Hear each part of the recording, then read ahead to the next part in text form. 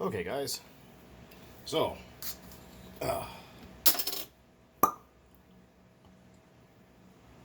beer time. And it's also Big Red time because we got this engine here, which is a Dynamite Big Red. So, we're going to have a look inside really quick, and we're going to pre-lube this engine and just inspect it. It is brand new. It has never once been started. The box is over to my left. Now, a lot of people, and I keep getting the same question over and over again. Look at the size of that carburetor. Beautiful. Lovely stuff.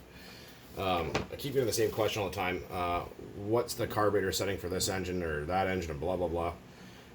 Well, like I keep replying back to everybody, I do not know the factory carburetor settings for any engine, to be honest. I have no clue. So I have a certain way that I independently set everything and then work from there. Well, these pull starters, be very careful, because you can easily, these SH or Dynamite or LRP pull starters, there's no retainer for the drum here for the spool. So if you do not slip a butter knife in behind here or something like that, or a credit card, and when you're taking it off, this spool can jump off on you, and that's the last thing you want. So solely what we're doing here basically is just kind of having a look inside. For one, I actually haven't had one of these apart, except for the Mach 427. And we're going to just do a overall inspection of this new engine and just check it out. I usually always take apart my new engines and oil them before I use them.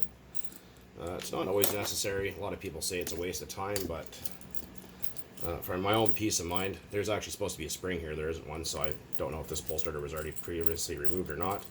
Maybe it doesn't need one, I'm not exactly sure. So, but we're going to take it apart, we're going to have a look in there, put some oil where it's necessary. I will say, a lot of people try to take these pull starts off and use a drill on here and a 12 mil socket, but the problem is because the back plate or the pull starter holds the starter shaft, and when you do that, it'll pop out, and the one-way bearing will drop down, and the connecting rod will whip around and smash it and destroy the bottom of your engine or your piston or something. So never try to start these without that unless you're using a back plate for bump start engines only with a modified crankshaft. Or I think these are actually designed to be used, because obviously you can see, pop, there's a starter shaft. So don't ever attempt to drill start these engines, ever, unless you actually have a proper roto start. So pull that back plate off. And as you can see, there's our one-way bearing. Right, there is, some of the slots are larger than others. I think this one takes the large slot, so make sure you line that up properly with your crank pin in here. Let's make sure you guys can see what I'm doing here. Alright, yeah, you can. And so this is all pretty much 2.5 millimeter. I'm taking the liberty of removing most of the screws so you guys don't have to sit there and watch me do that. So I pop our cylinder head off. Really attractive looking engine, I think. And we get our head button here. Pop our head button, which is going to try and take the sleeve with it. That's no big deal. Very interesting, like. Yeah, there we go. And obviously you can see it's never been fired. Make sure your head gasket, I think there's two here, it looks to be. Make sure you leave those in place. And we're going to count the number of ports here. So we have our exhaust port, which we're not going to count. That's a plus port, so we're going to leave it. So we're going to see 1, 2, 3, 4, 5, 6. So this is a 6-port engine plus the exhaust, which makes it 7. So the exhaust port, like I said, is not counted as intake port. So these intake and transfers and boost ports are all what's counted. So if it says 4-port, you'll have 4 intakes. If it has 6-port, 6 intakes and transfers, whatever. So that's how that works, but we're going to ignore that. But this is the exact same porting as the XTM 247 or 24.7 and a lot of other SH branded engines. Quite thin sleeve on these, but very nice quality, very nicely made. You should never shy away from Dynamite engines. They're actually quite nice quality. I've run lots of them without any problems. We're going to pull our crank forward and drop our piston out here. It's a little bit tight here, but should be able to squeeze it by. There's our piston, right? So again, if you're uncertain, you see this big window, this big cutout here, it faces this way towards the carburetor, towards the very front of the engine, so we know that. We'll pop out our crankshaft here and take our screw out. This holds your clutch, or clutch bell and all that kind of racket, so we're going to take that guy out. Now we'll look at our crankcase here. So this engine's never seen a drop of fuel. There's a crankshaft, standard steel crank. It's got the same kind of little, I guess, chamfers or whatever you want to call those, kind of fluting as the a lot of the other SH engines, like the XTM engines, like my 24.7, which you guys have seen before, has a kind of the same design. Very nice design. Oil hole here. It's got the groove here. The Traxxas should have done this. Is cut this groove into their crank here. This actually holds oil and actually prevents it from leaking out the front. So this right here, the oil acts as a gasket. So that's what that right there is for, if you're wondering. So let's grab ourselves some paper towel here. I'm just gonna give this a little quick cleanup, because this engine has been sitting for quite some months. I don't know how many months, but quite a few. We're just gonna get a little bit of brake parts cleaner in there, just to kind of clean out any schmutz. Because sometimes, in even brand new engines, there can be what do you call it, debris in there. Like there can be maybe a little chip of metal, or a little bit of something. So I usually do this with all my engines, especially the ones I've never seen before or don't have any experience with. Again, that's pretty much all of them. And by the way, be careful, because that shit will lead to color off your mat and make it sticky, like I just did that to myself. Damn it. Okay, that's no problem. I'm gonna put down another paper towel here, so that way it makes it easier for you guys to see what I'm looking at. So, come on. Get away. There we go. So, we got our bearing in the back here, which looks like it's an Enzo bearing made in Japan, so that's a nice thing to see. The front is a 607 2RS, pretty standard big block front bearing. Let's see, there's a part number on there if I can tell. Enzo AY13, that's all it says, in case you guys are interested. So we're just going to take and clean up our piston here a little bit. This engine seems to have some kind of a preservative in it, so I like to rinse all that shit off and use fresh clots with my engines. It's just good practice. Pretty stinky stuff. So we're going to let all this dry out here for a minute. Well, actually, you know what? There is a little tiny bit of debris up in there. Let's see. Just a little bit right up in there. I can see it hanging around. So I'm going to wash that out. Alright, so we're back. And if you look really close, I leave one fingernail long to help get piston clips in and out, so fuck off if you don't like it. See? My nails are short. But you can see that chamfer I was talking about when I did the 3.3 video. So you can see this skirt here, right? That's cut away to make room for the crank. And you can see that chamfer like that. Right there, that chamfered edge. So that edge will always face towards the crankshaft, like so. So this would be pointing towards the front of the engine, like that. So that's what you're after. So make sure whenever you're replacing a connecting rod, if you see a chamfer like that edge, always faces this way. In case you didn't know that, now you do. Now you can use that for future reference. Alright, moving on. So our crank looks in beautiful condition, nice and clean. There's no stuff on it, except for my own fingerprints. So the oil we're using to put it together with is this Clots Oil. This is great stuff. You can use it to put your engines together with, and add it to your fuel, make your own fuel with whatever you want. Now a lot of people said, well, can I use it as after-run oil? No, it's not designed as that. I'll even read the back of the bottle here. It even says it. Where does it say here? Blends of gasoline, methanol, nitromethane, da-da-da-da-da. Extreme film strength, improves this, that, the other. All right, here, do not use in injection systems.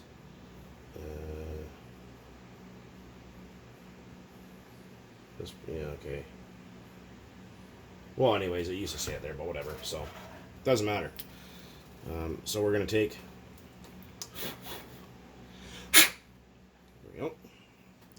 We take some oil and drop some of that oil down in that front bearing down there, little in that rear bearing, and just so everything has some high film strength oil, because castor oil has one of the highest film strength of any oil that there is on the planet.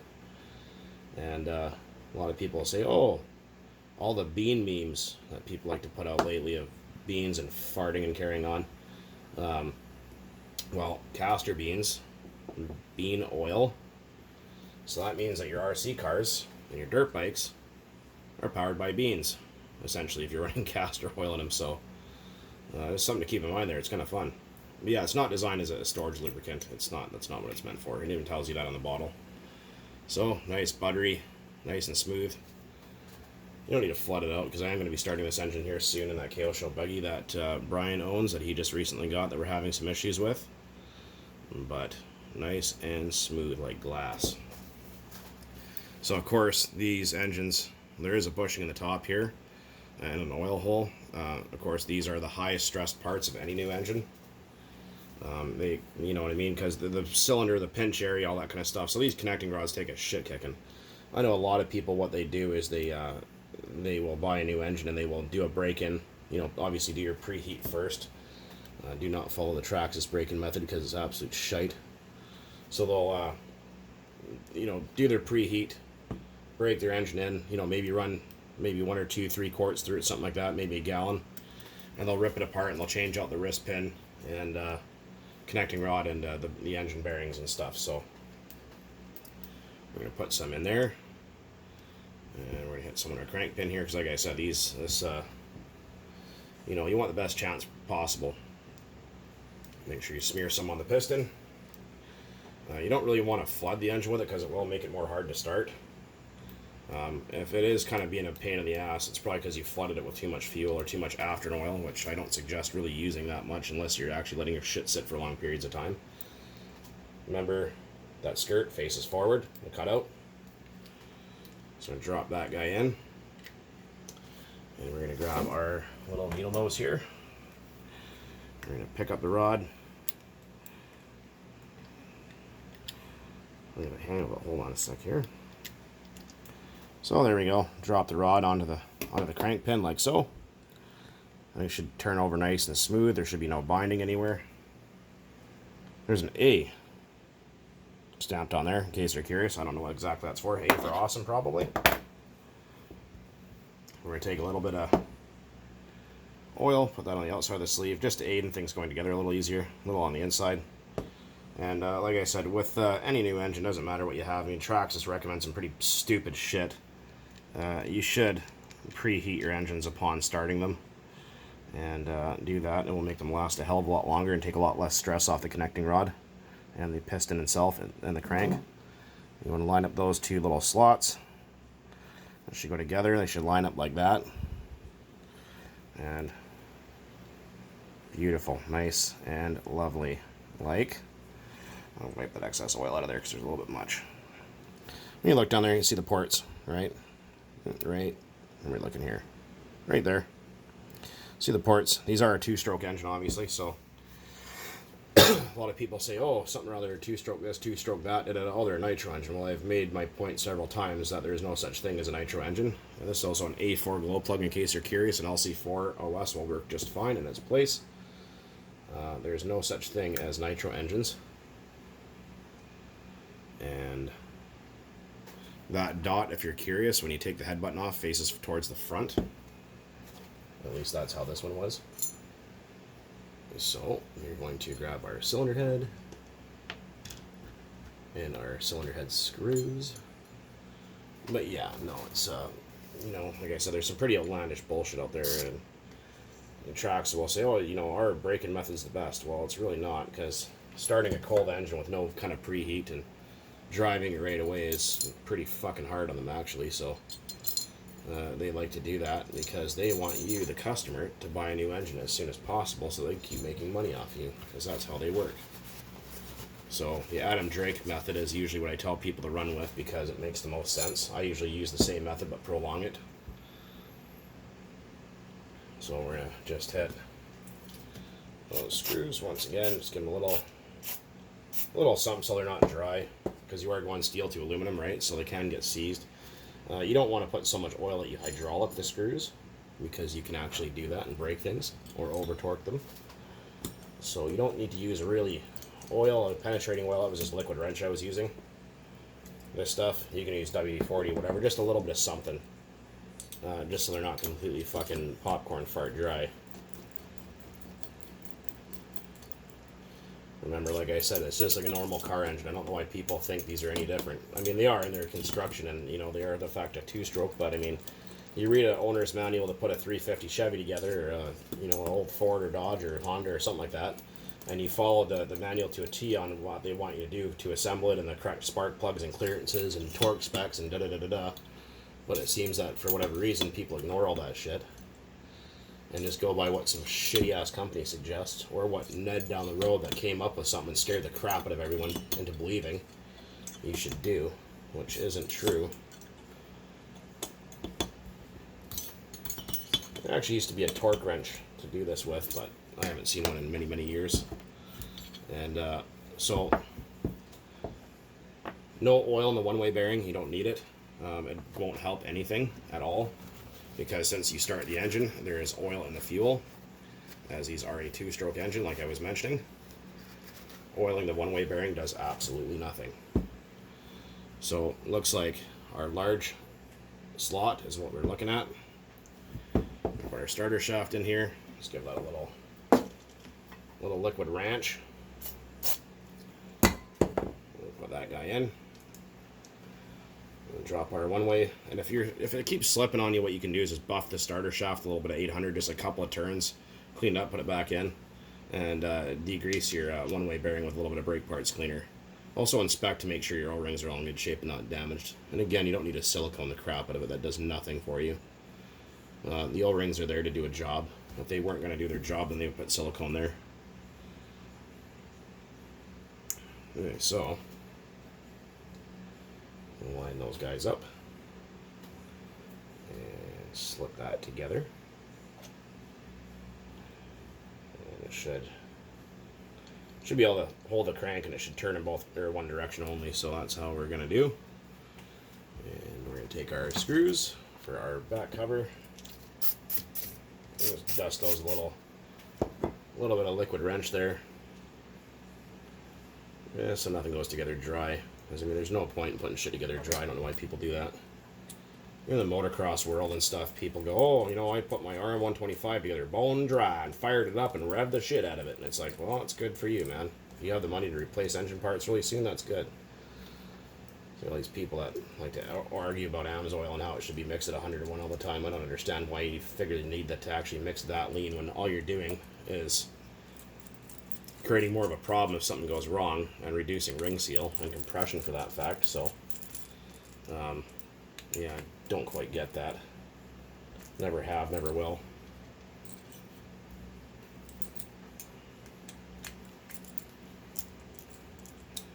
There we go.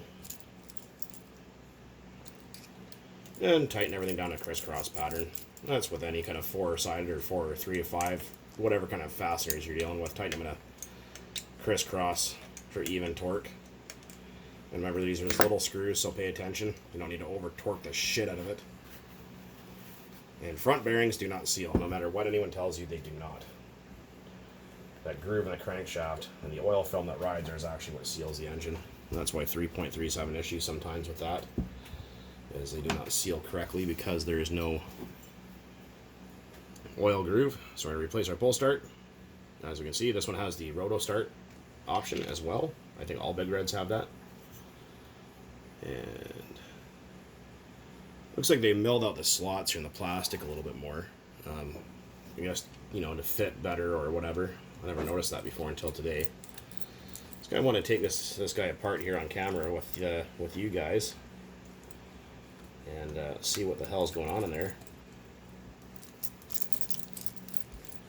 Oop, wrong screw.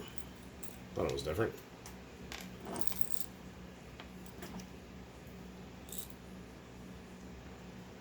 Same thread, only different.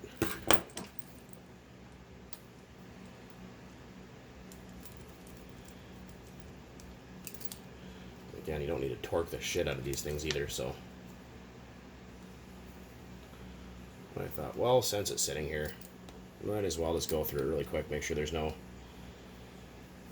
bits and pieces. We got into an argument with the guy the other day about how he was saying SH engines are really shitty and how LRP or Lossy 350s are the best and this, that, the other, and I kind of had to laugh at the guy and felt sorry for him at the same time because he doesn't realize that all these companies, Dynamite, XTM, LRP, SH, is all the same. Just like nitromethane all comes from China, and people put their own sticker on it. Same idea.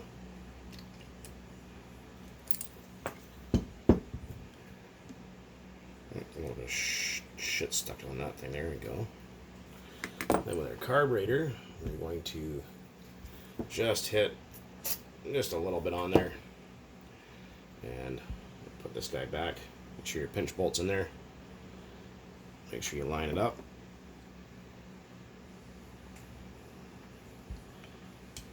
And always inspect your O-rings. Make sure they're not damaged or broken or missing or funny in any way. Sometimes you need to, these are a two-piece pinch in here. So sometimes they kind of act a little bit stupid and you got to kind of push them apart or wedge them apart a little bit so the carburetor will go on. These ones are being particularly fickle, so you got to get them lined up just right for them to go back together. I don't like the two-piece, I like the single-piece design better, but that's just me.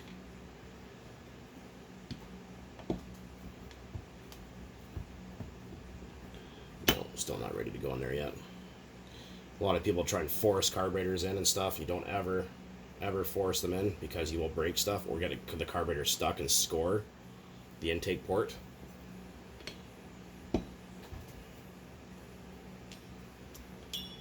Okay, we're just going to leave that out of there for now because it's, yeah, the pinch bolt's all jacked up here. Let's see here, maybe screw that apart a little bit farther. See what I mean? It's a two-piece, and that little half moon is what pinches the carburetor in place. So that's kind of a little annoying with these two pieces because, like I said, they get all funny and out of sorts here, and they can be a real big pain in the ass to get them back in. But if you get them sitting just right, should be able to go back together without a hitch. There we go. Right. So like I said, take your time. Don't ever force shit together. If it's not going together, there's obviously something wrong, so stop what you're doing and observe the issue before you continue. Yeah, so that's something to look at there. And make sure to replace your dust caps for your carburetor and your exhaust. And now the reason why I use two-stroke oil on the other and is just because for fun. But a 5W30 synthetic will be absolutely fine to do this with. This engine's going to be started in the next two or 3 days, so the castor oil is absolutely fine to do that with. If my engine's sitting in long term, I use usually just Golden Spectro 2-stroke oil or just full synthetic 5W30, what I put in my Toyota or something like that, and it's absolutely fine. I've never once had an issue. Now that might be a different story for engines that have the silicone plugged or filled crank. I haven't really done much testing with those since I never get them in to look at. But yeah, so this engine will be preheated, wrapped up in foil and preheated to probably about 220 degrees. Loosened off the glow plug a bit before we start it. And then it's going to be receiving 4 idle tanks in the Adam Drake break-in method. And I will get some video of when I have it running for the first time. And what I suggest doing is at least burning a quart, maybe a quart and a half before you really start. You're going to have to make tuning adjustments. Obviously, the more the engine's going to break in, it's going to loosen up. The idle's going to need to be adjusted. Low speed's going to need to be adjusted. But just adjust to keep it running properly and just kind of take it easy with it. Once you reach about 1.5 quarts-ish, just fucking tune it up and give her. They take about a gallon to really break in for most engines like this. Like I said, never use the Traxxas break-in method here. It's just stupid and pointless, and it's harder on the connecting rod, it's hard on the sleeve, it's hard on the piston, it's hard on the crank, it's hard on the bearings. It's just, don't use it. Trust me. It's absolutely a waste of time. So do things properly, and your engines will last you much, much longer. Anyways, guys, I hope you enjoyed that little bit of a beer time with a bug, kind of a little bit of a bullshit and look inside. Tasty. Anyways, it's 11 o'clock at night here, and hopefully you guys found that helpful in some way or another. And as always, thanks for watching, and keep on burning nitro out there. Cheers. Fucking huge engine, man. Check that out. Big Red Dynamite. Oh, yeah.